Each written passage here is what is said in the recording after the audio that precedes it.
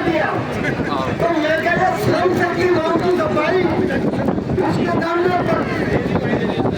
वो है क्या कहते मोहलंकर हॉल। तो मैं कहा मोहलंकर हॉल में सफाई होने से श्रम शक्ति गाँव साफ हो जाएगा। बोले नहीं। तो मैं कहा और सोच कैसे हुआ जो कॉन्ट्रैक्ट लेबर है, कॉन्ट्रैक्ट लेबर के लिए कानून है।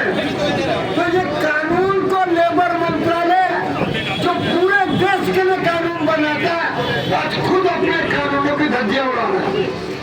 मुझे याद है कि भारत में लेबर्स के ऊपर सबसे बड़ा इनका सम्मेलन होता है इंडियन लेबर कॉन्फ्रेंस, जिसका प्रधानमंत्री जी जाके उद्घाटन करते हैं। तो उसका सम्मेलन विज्ञान भवन में था। तो मैंने एक पर्चा बनाया। मैंने कहा श्रम मंत्रालय ही सबसे ज्यादा श्रम कानूनों का उल्लंघन करते हुए गेट पे खड़ा हो गया। वो मंत्री आए, सेक्रेटरी आए, सबको एक पर्चा दे दिया। देश के तमाम जो यूनियन वाले थे, वो इंटक हो, HMS हो, BMS हो, C2 हो, एटक हो, सबके महासचिव नेताओं को मैंने पर्चा दिया।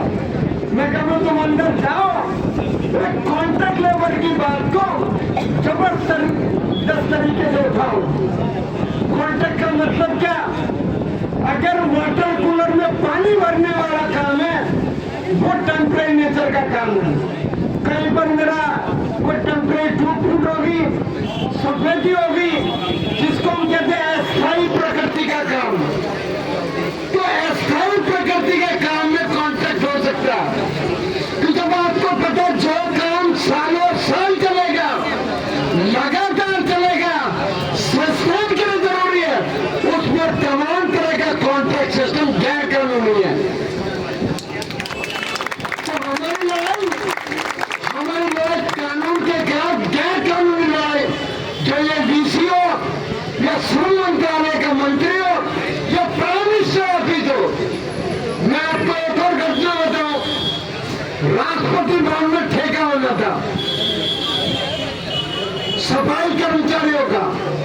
तो उन्होंने कहा हमें सामाजिक कार्यकर्ता चाहिए जो रोज 9 घंटे सफाई कर सके, 6 टाइम पूरा उठा सके। उसमें बहुत सारा नंबर 107 पेज का टेंडर था।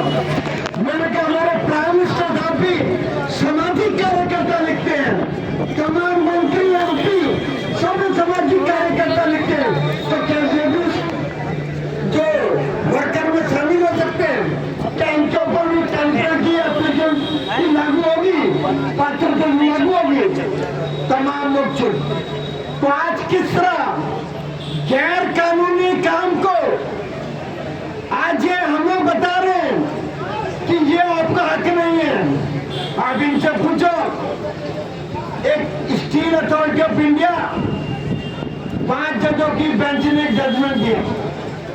पहले था एक मतलब एयर इंडिया वर्सेस वर्कर्स, उसमें था अगर कोई भी परमानेंट नेचर का काम है और उसमें कॉन्ट्रैक्ट सिस्टम के सेक्शन 10 में कॉन्ट्रैक्ट सिस्टम प्रतिबंधित किया जाता है, तो तमाम कॉन्ट्रैक्ट एम्प्लॉय ऑटोमेटिकली उस वहां पर पक्के हो जाएंगे, एम्प्लॉइज हो जाएंगे।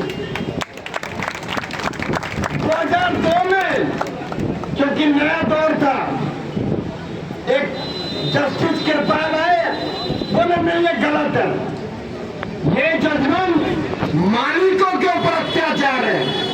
तो उससे पहले थे सीपिंग, जस्टिंग, वॉचिंग, ये तमाम पे कॉन्ट्रैक्ट सिस्टम सभी जगह के लिए प्रतिबंधित था।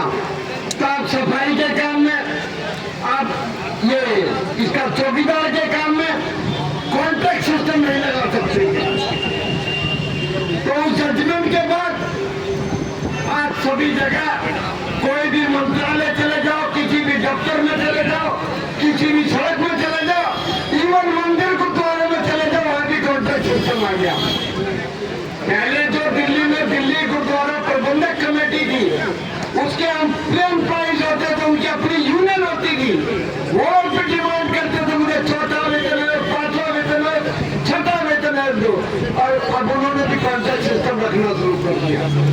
तो ये जो कॉन्ट्रैक्ट सिस्टम का मामला